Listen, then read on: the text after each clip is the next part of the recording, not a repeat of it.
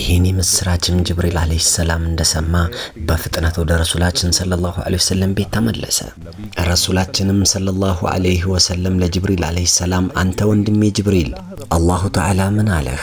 አንተ ስለምን ታለቅሳለህ? አሉት። ጅብሪል አለይሂ ሰላምም እንዲህ አላቸው፣ ያ ረሱላህ አንቱ የአላህ መልእክተኛ ሆይ አላሁ ተዓላ እርሶን እየጠበቁት ነው። እናም ጥሩ ዜናንም ይዤ መጥቻለሁ። የማለቅስበት ምክንያት ከዚህ በኋላ ወደዚህ ምድር ወህይ ይዤ ስለማልመጣ ነው። እጅግ በጣም ብዙ አንቢያዎችን ወህይ ይዤላቸው መጥቻለሁ። ከሁላቸውም በላይ ግን እርሶ ጋር ነበር ስመጣ የነበረው። እናም ዛሬ በጣም ውስጤ ስላዘነ ነው ሲላቸው፣ ከዛም ረሱላችን ሰለላሁ ዐለይሂ ወሰለም መላእክቶችን አጽናኗቸውና ከዛም በኋላ ሙሐመድ ሰለላሁ ዐለይሂ ወሰለም ለአዝራኤል አለይሂ ሰላም ፍቃድ ሰጡት። አዝራኤል የሚባለው መላእክት ቀደም ብሎ እጁን ወደ ረሱላችን ሰለላሁ ዐለይሂ ወሰለም ደረት ጠጋ ሲያደርግ ነቢያችንም ሰለላሁ ዐለይሂ ወሰለም እንዲህ አሉት፣ ወንድሜ አዝራኤል ሩህ ስታወጣ የሚያመውን ህመም በሙሉ ለኔ ስጠኝ፣ ነገር ግን ኡመቶቼን አደራ እንዳታሳምማቸው። አዝራኤል አለይሂ ሰላምም ያ ረሱላህ እርሶ ምንም እንዳያስቡ እንዳይጨነቁ፣ ከእርሶ ኡመቶች ውስጥ ኢማን ያለው ሰው ሩሁን ልክ እንደዚህ አድርጌ ነው የማወጣው። አንድ ህፃን ልጅ ከእናቱ ታፋ ስር ጡቱን እየጠባ ልክ እንቅልፍ እንደሚወስደው አድርጌ። ይህንን ሲሰሙ ረሱላችን ሰለላሁ ዐለይሂ ወሰለም ተረጋጉ።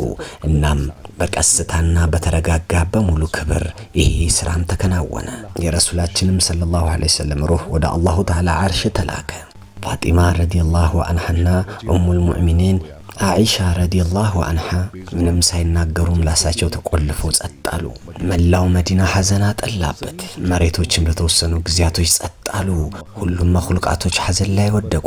ይሄ ዜናም በቶሎ መዲና ውስጥ ተሰራጨ። ይህንን ዜና የሰማው የመዲና ህዝብም በሐዘን ወደቀ። ሙስሊሙ ኡማ አዘነ።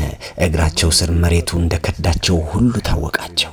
የራህመተኛው ነብይ ወዳጆች፣ የእድሜ ዘመናቸው ጓደኞች፣ የቅርብ ወዳጆች ሰሃቦቻቸው፣ ከህይወታቸው በላይ የሚወዷቸው ሰሃቦቻቸው ይህንን ዜና ሲሰሙ ምላሳቸው ተቆለፈ፣ አዘኑ።